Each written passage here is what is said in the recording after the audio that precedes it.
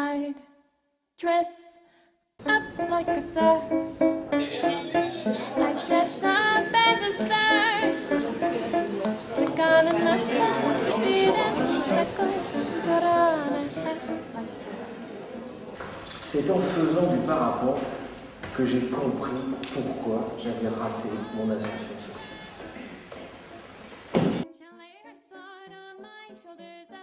C'est un concours de circonstances. On est viré, on est au chômage, et puis on a des idées un peu louvetingues qui passent dans la tête, en disant comment je peux raconter tout ce que je sais, tout ce que j'ai compris avant d'être viré. Et puis voilà, on croise quelqu'un qui dit chiche, et un jour on fait une impro un peu provoque. Allez, je monte sur scène, je raconte tout, on verra bien. Et puis de fil en aiguille, on se retrouve embarqué dans un truc qu'on n'arrive plus à arrêter. Pour moi, c'est une conférence. C'est-à-dire que l'essentiel, c'est que j'ai des choses à dire qu'avant je disais de façon sérieuse. Et curieusement, il semblerait qu'il y ait une efficacité plus importante de cette manière-là. Ce qui a été très dur à comprendre pendant...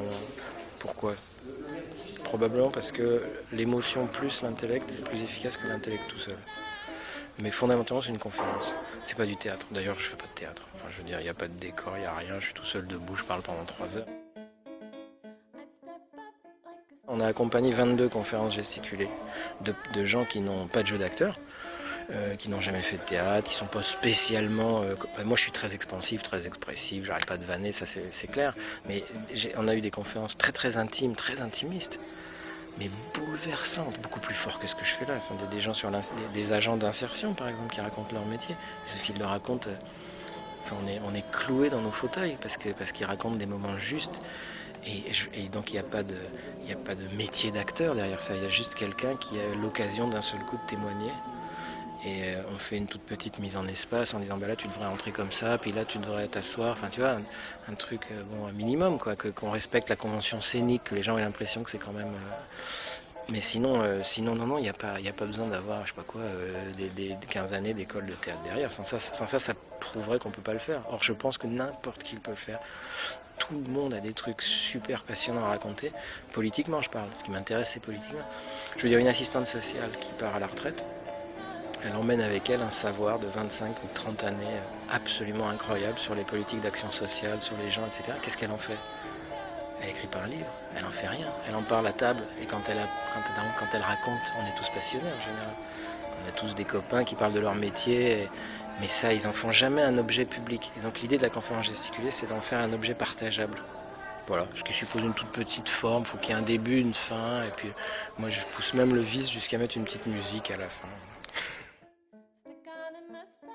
L'université populaire, c'est précisément ce qui manque et ce qu'on n'a pas. Quand je dis université populaire, je dis pas un lieu où des intellectuels viennent délivrer un savoir, même des militants, je m'en fous. Ça, c'est utile, à condition qu'on ait d'abord construit un savoir populaire à la base. C'est-à-dire que des agents d'une mission locale, des jeunes accueillis, des élus, acceptent de parler autre chose que de la langue de bois à propos de l'insertion. L'insertion, c'est un scandale, c'est une obscénité, c'est débile. Enfin, je veux dire, il n'y a pas d'emploi, on sait pourquoi. Et donc, comment transformer un objet politique avec ça? Et pour ça, il faut commencer à en parler. Et pour ça, l'université populaire, pour moi, c'est ça. C'est-à-dire, c'est un lieu où on va proposer à des gens de se réunir pendant des soirées, un soir par mois, pour parler de la façon dont ils vivent, ce qu'ils mettent en œuvre en tant qu'agents, ou tu vois. Sans ça, ils le feront pas. Ils n'ont aucune raison de le faire. Enfin, il n'y a pas un seul agent d'insertion qui, tout seul, comme ça, va dire à tout le monde que son travail est insensé. Ou un prof qui va dire qu'il fabrique de l'inégalité. Or, ils le savent. Je sais qu'ils le savent, puisque j'en parle suffisamment avec eux.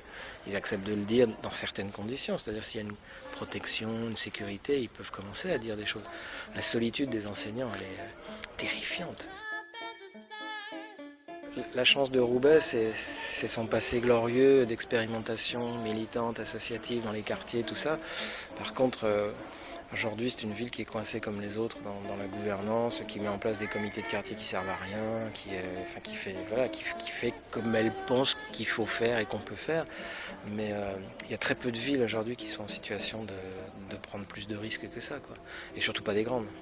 Dans une grande ville, c'est vraiment les rapports de pouvoir sont absolument insensés. Enfin, je veux dire, on peut travailler dans une ville jusqu'à 10 000 habitants ou 5 000. Là, on peut faire des choses. Nous, on est intervenus dans des villes comme ça qui ont décidé de faire de la participation des habitants. Mais évidemment, quand on leur explique qu'est-ce qui va se passer, ils ont d'abord très très peur. participation des habitants. Tout le monde dit qu'ils en font, personne n'en fait, évidemment. Non, je suis pas optimiste. Je suis pas optimiste. Je pense que je veux dire, je vais utiliser un très très vieux slogan. Il n'y a plus qu'une seule solution et tout le monde l'a en tête. C'est que ça pète. Parce qu'ils s'arrêteront pas. Ils sont partis sur quelque chose ils iront jusqu'au bout. Donc je pense que l'éducation nationale, elle est morte. Je vois pas bien comment il en serait autrement. De toute façon, c'est déjà dans les tuyaux. Et donc la seule chose qui peut se passer, c'est qu'ils pètent tellement tout. La santé, les hôpitaux, les retraites, etc., qu'il y ait une révolte, qu'il y ait une insurrection. Cela étant, il y a des pays où tout est pété, aux États-Unis, et il n'y a pas de révolte pour autant. Donc ça veut dire qu'on peut aussi fonctionner à l'américaine avec une société avec des riches et des pauvres. Donc non, je ne suis pas très optimiste. Non.